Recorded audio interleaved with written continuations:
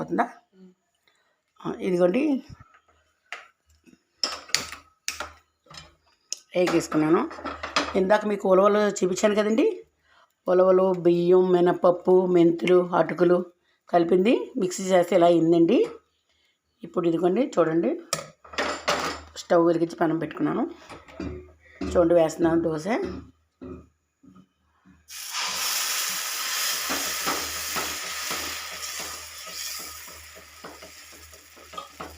చాలా టేస్ట్గా ఉంటాయి చూడండి.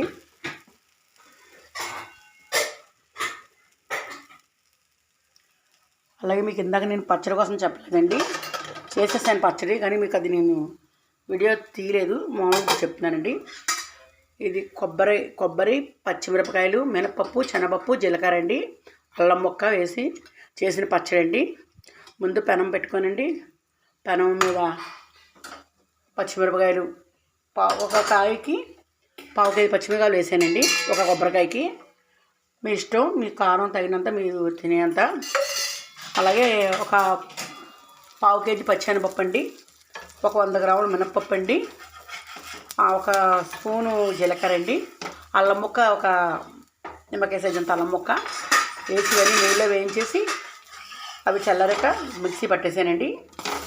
కొబ్బరికాయమో ముక్కలు చేసి అది కూడా మిక్సీ పట్టేసానండి.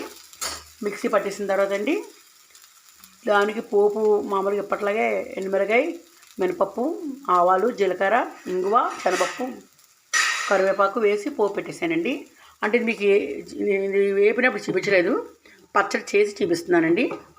చూడండి, నేను మీకు చెప్పాను కదండి, చెప్పినట్టు అలా చేసుకోండి, బాగుంటుందండి. ఇది కూడా ఇదిగోండి దోశ ఇలా వస్తుంది చూడండి. అచ్చు మన రవ్వ దోశ వచ్చినట్టు వస్తుంది కలరు. ఇదిగోండి పలసగా కూడా వస్తాయండి దోశలు, బాగుంటాయండి. ఉరవల దోశలు అండి ఇవి. చూడండి ఇలా వచ్చింది, చక్కగా చాలా స్మూత్గా ఉంటాయండి. ఇందులో అన్నీ ఉన్నాయండి, మినపప్పు, చక్కగా మెంతులు, అటుకులు, బియ్యం, ఉలవలు అన్నీ ఉన్నాయండి. ఇదిగోండి మళ్ళీ ఇంకోటి వేస్తున్నానండి. నేను ఎటువంటిది కూడా రాయట్లేదండి. చూడండి పలసగా ఎలా వస్తుందో, చూడండి ఎంత పలసగా వస్తుందో దోశ. చూశారు కదండి,